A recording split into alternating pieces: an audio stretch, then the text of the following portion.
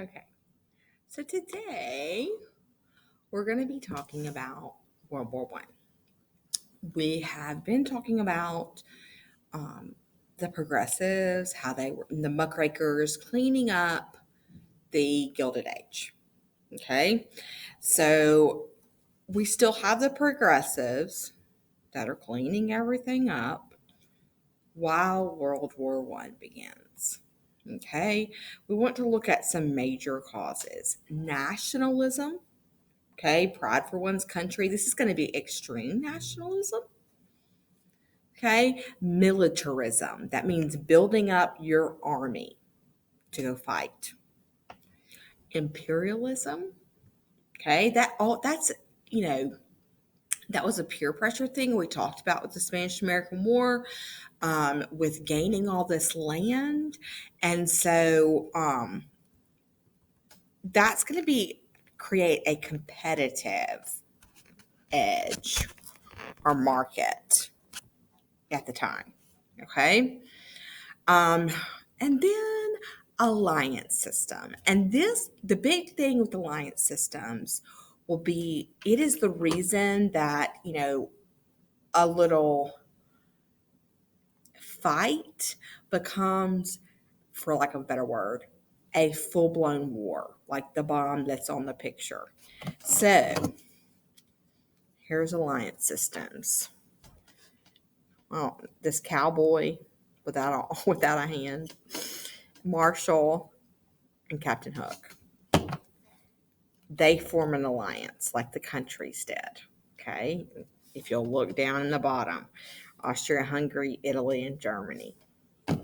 Okay, and then you got Ninja Turtle, Raptor, and then Giraffe. They're going to form an alliance system. I should have had 4, but the U.S. is not there yet.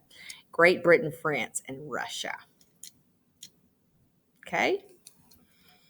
So, here's the alliance systems. If Giraffe gets in a fight with Captain Hook, okay, what does Giraffe go back and do? He tells Ninja and Raptor that I need help. And Hook says, I got the Giraffe, but he's going to bring his friends, his alliance system. So then, war. Like the Great War. Okay? It was not World War I until there was a World War II. This was considered the Great War. And the spark, if you'll look, my little interpretation right here. The spark, this man is Gavrilo Princip. He is going to assassinate, that's the match that lit the bomb.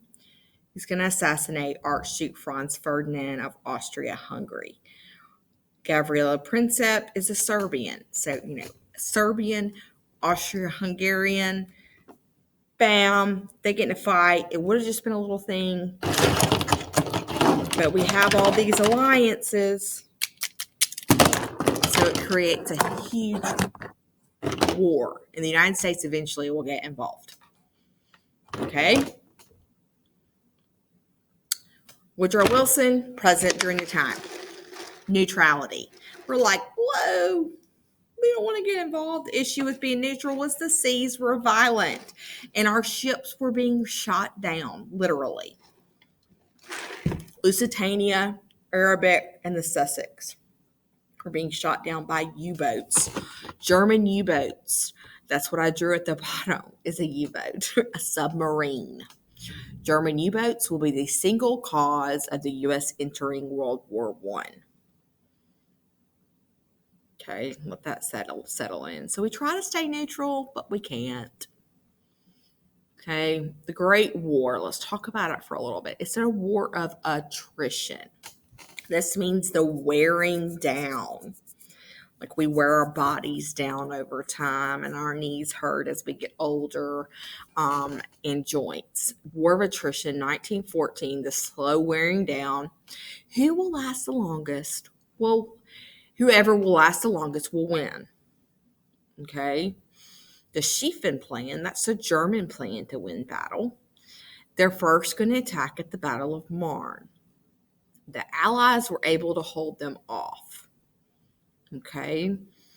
And so during this, they build these trenches.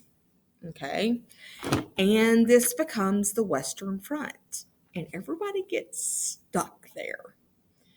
And we get what becomes what people start looking at historically with war and things is called trench warfare. Okay, we're going to do an activity with trench warfare. Living in trenches, there were 3 trenches basically on each side. In the middle was no man's land. Okay, terrible conditions. They lived in mud. They lived with decaying bodies. Machine guns were set up. You didn't want to go in no man's land. Okay, so this is how they fought. War of attrition. 2 events that will turn the tide of war. U.S. entry into the war in 1917 were called the Doughboys. Like new, white, they had white belts, is why they said they called them Doughboys. I really don't understand why that would mean Doughboys, but we bring excitement. We're like a fresh air for those trenches. And Russia is going to leave the war because of the Bolshevik Revolution at home. Okay, the Bolshevik Revolution, we will get to it when we cover the Cold War, but it's going to be the overthrowing of the government to create the communist government that they have, USSR, for a little time. So all of these things, these 5 things, create a mixed emotional state of nativism, prejudice, U.S. number 1, and we come together and we win the war. So Germany resumed unrestricted submarine warfare. The Zimmerman telegram, okay, this was a secret offer to Mexico that they would help win their land back. Remember the Mexican-American War and Mexican Cession?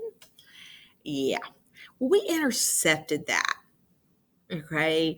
And it was Germans saying, hey, we'll help you if you start a war over there. Imagine that. But imagine the reality of having the Great War on American soil. Okay, so that really gets people worried about this. Russians have a revolution, proclaimed a republic. So at the time, we all are republics, okay, because they're having this revolution. But they left. They're not too worried about it. Money, loans, taxes, $33 billion have been spent that we have helped in aid. So at some point, we have to stop being neutral, okay? War hysteria, people are worried. Patriotism, propaganda. George Krill is going to be put in charge of the propaganda part, okay? Propaganda is to try to sway the public one way or another, and it is to sway for war. So all of this mixed emotional state of nativism, prejudice, fear, that we're number 1, that we could win the war, is going to put us in the war in 1917. Okay. The U.S. will issue its first draft, also called Conscription, Selective Service Act, Conscription. 20 million will volunteer, 2.5 million will be drafted Americans. Okay. I'm going backwards. So you're supposed to start at the bottom. My bad. I didn't look. Okay, so we set up the U.S. convoy system. We had to protect our merchant ships. So here's our merchant ship. These are battleships. BS means battleships. So make sure you label those battleships. We're going to protect our merchant ships. So we start, traveling in the ocean because of, remember, U-boats, submarines. We want to keep our merchant ships safe. So we're trying to do that with the battleships around it. But that costs a lot of money. Sad but true, we're going to have racial segregation in the Army. We know that Wilson is not a proponent of, oh my gosh, I just lost my words, a proponent of integration. Okay, he is a proponent of segregation. But it will, with African Americans, it will help them reach a point and show, that they are worthy of equality, because they fight equally. They're equally as capable, and it will be shown on the battlefield. So it will help that effort. Okay, we're moving towards civil rights. Okay, and it will start here. The Bolshevik Communist Revolution in Russia, Karl Marx, Communist Manifesto. I had the book. We'll talk about communism. Russia becomes the Soviet Union. Red becomes considered communist. You're a commie. Then we talked about the Selective Service Draft. So the U.S. will battle just a few months. About 49,000 United States will die. 112, 432 total U.S. deaths. Okay, these are total deaths, not deaths on the battlefield. Defeat of Germany at Marne River, and we drive through the Argonne River, and that's how we win. Now, there will be a flu epidemic. This is not mentioned much. I was taught in college. It will kill thousands, because the problem is everybody's fighting in these trenches and they're getting the flu. And then where are they going when the war's over?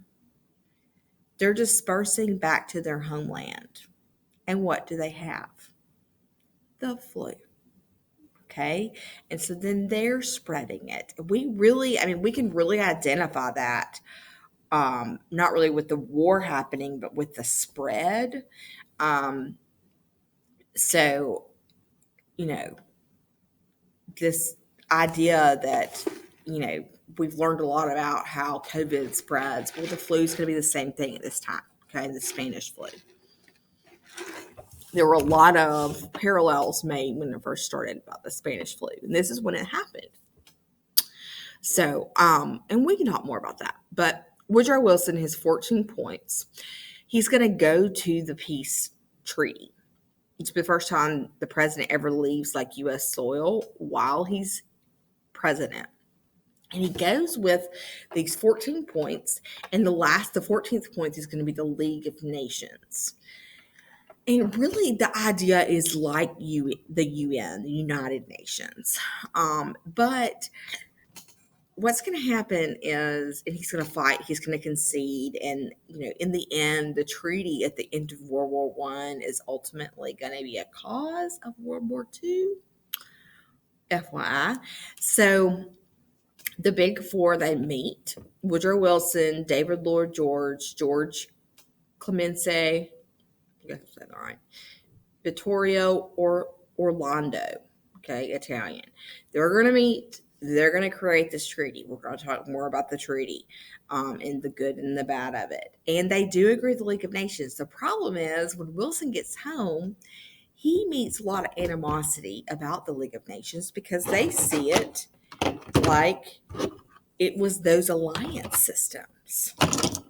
They see it like that. And it makes them think, it's going to get us involved in another world war. We don't want that. Wilson was ahead of his time in that respect, but the United States will not. They will end up approving the treaty without joining the League of Nations, which will also be an issue when World War II, when Hitler starts his reign. Okay. The Red Scare is going to start right around here at the very beginning. Anti-communism, that seed of, we want the commies out. So hopefully this was just a little overview, and we will talk more